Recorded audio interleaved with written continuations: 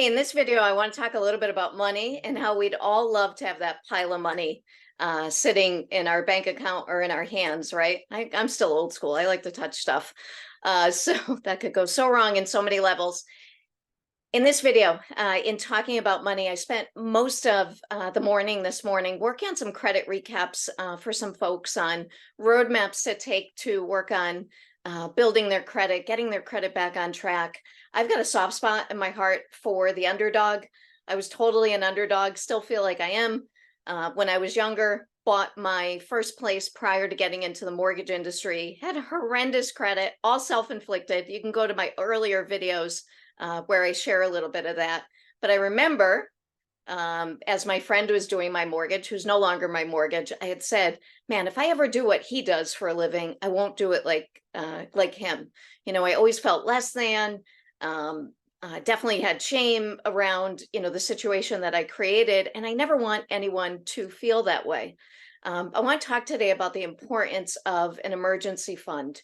One of the clients that I worked up a roadmap on how their credit can get better is to have an emergency fund. Young people, one of them got into, I don't recall if it was an accident or something that happened at work, but there was a lag period where their disability got paid. So they went through about 3 or 4 weeks with no pay. As a result, 2 times their auto loan was late, as well as some other bills, and that dramatically decreased their credit scores. So before you have an issue, build up an emergency fund. Utopia would be that I see people have 12 months worth of bills in the bank.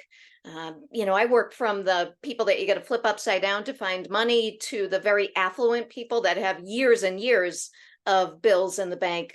But for those of you that are just getting by and are nervous if you have a big car repair or something happens, getting to a point where you have anywhere from 3 to 6 months worth of your bills in the bank as an emergency fund that you can dip into will just alleviate, number one, a lot of stress, and number two, give you the security that, oh crap, if I'm out of work, I can go and pick from this.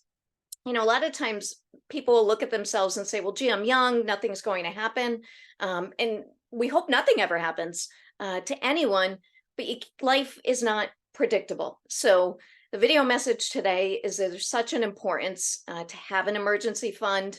If you're finding this on my YouTube, in the body of or in the description, I should say, of the video, you'll find a couple of resources that I think are really good for budgeting. Budgeting's not fun unless you make it fun. Budgeting for me, I've always had a negative connotation that it means I have to say no to myself on things, and I've even had to shift my thinking in what budgeting means. But budgeting gives you the freedom oftentimes to say, well, gee, if I didn't get paid for a few months or a few weeks, I'm okay. And it just gives you that peace of mind. So I can't stress enough the importance of having the emergency fund, and start small. If you can only save 20 bucks here or there a week, just start building up. Don't get into the trap that, oh my goodness, I got to get to X right away. But if you make a concerted effort and something comes up, then you're really ahead of the game and ahead of folks that may not have this emergency fund. So if you're finding me on YouTube and you like this, please leave me a thumbs up. If you think that this is a video that's valuable to share with a friend or a family member, please share. And as always, subscribe, because it's my commitment to help people be educated buyers, which in my eyes is the best kind of buyer, be an educated buyer. Thanks for watching.